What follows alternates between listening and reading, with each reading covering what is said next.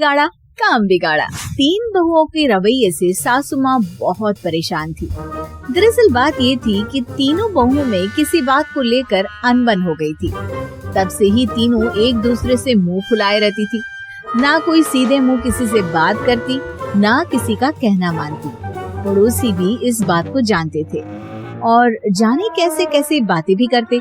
इसीलिए सासू माँ ने तीनों बहुओं को तुरंत अपने कमरे में बुलाया। मैं कई दिनों से देख रही हूँ, तुम तीनों अलग अलग सारे काम कर रही हो। ये सब नहीं चलेगा, तीनों को मिलकर ही काम करना पड़ेगा। सास की बात सुनकर एकदम से बड़ी बहू बोल उठती है। नहीं मम्मी जी, मैं इन दोनों के साथ कुछ नहीं कर सकती।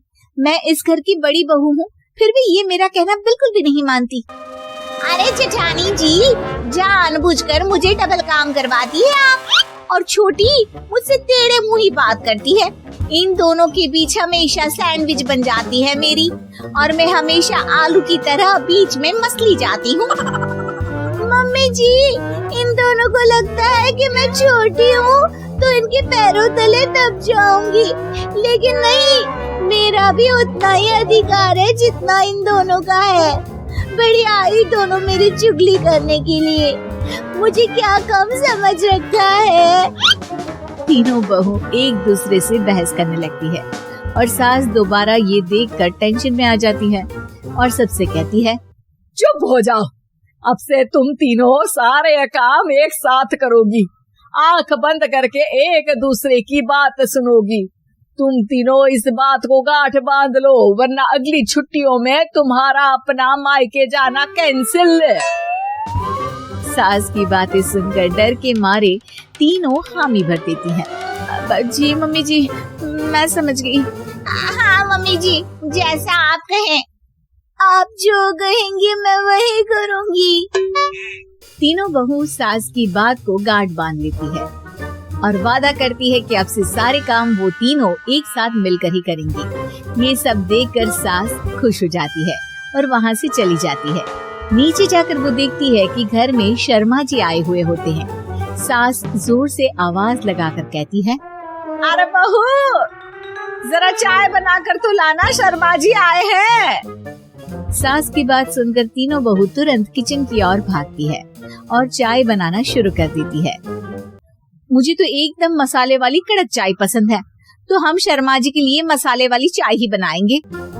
अरे नहीं दीदी, गर्मी के मौसम में मसाला चाय कौन पीता है? मैं तो शर्मा जी के लिए इलायची वाली चाय ही बनाऊंगी।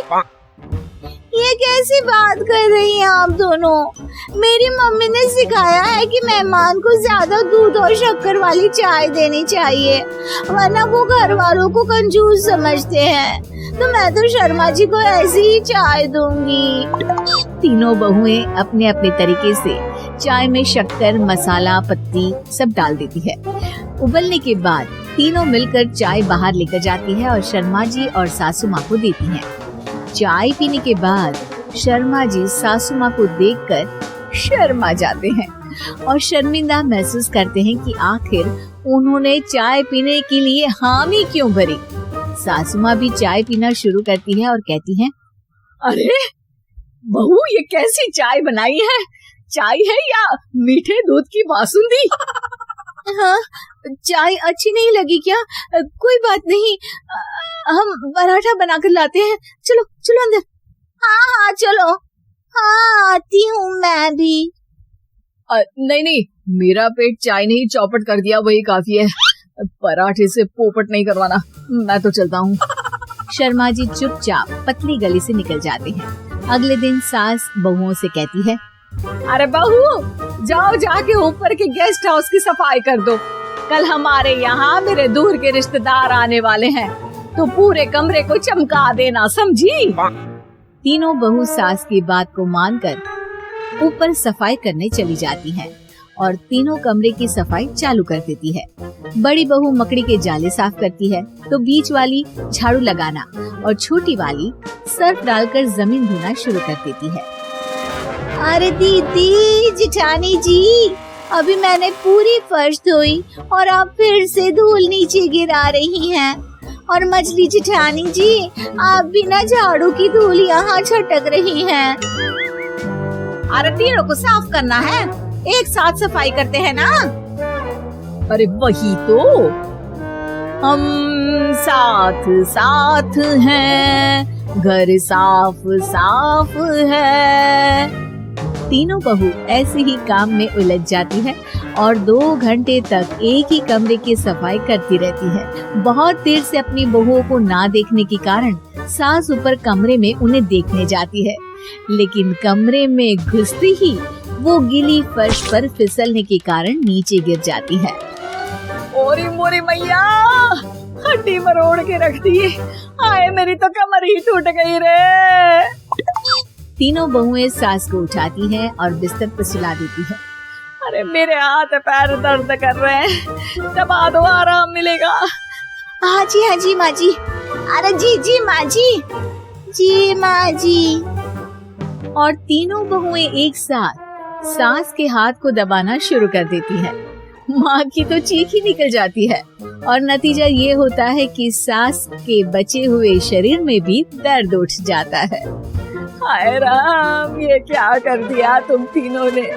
अरे मेरी तो किस्मत ही फूटी है कि तुम जैसी बहुएं मुझे मिली। हे भगवान, पूरे शरीर में दर्द बढ़ गया है। अब तो पता नहीं कि चल भी पाऊंगी या नहीं। माफ करो, मुझे गलती हो गई मुझसे कि तुम तीनों को एक साथ काम करने के लिए बोला।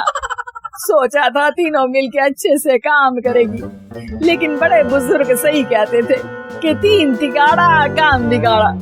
तुम लोगों ने ये बात ना आज साबित करके दिखा दी। तुम तीनों को तो समझाना यानी मानो भैंस के आगे बीन बजाना है। तुम्हें अकेले अकेले काम करना है ना, तो अब से तुम अकेले ही अपना अपना काम करो। तीनों बहुएं वहाँ से जाने लगती है। अरे कहाँ जा रही हो? आप ही ने तो कहा कि अपना अपना काम करो, तो मुझे मुल्तानी मिट्टी लगानी है। अरे मुझे भी तो नेल पॉलिश लगानी है। मुझे ना मेहंदी लगानी है। सास अपना सर पीट लेती है और कहती है, अरे मुझे भी लगाना है कुछ। क्या माँ जी? क्या माँ जी? क्या माँ जी? तुम्हारे घर वालों को फोन तुम्हारी हरकतें बताने के लिए।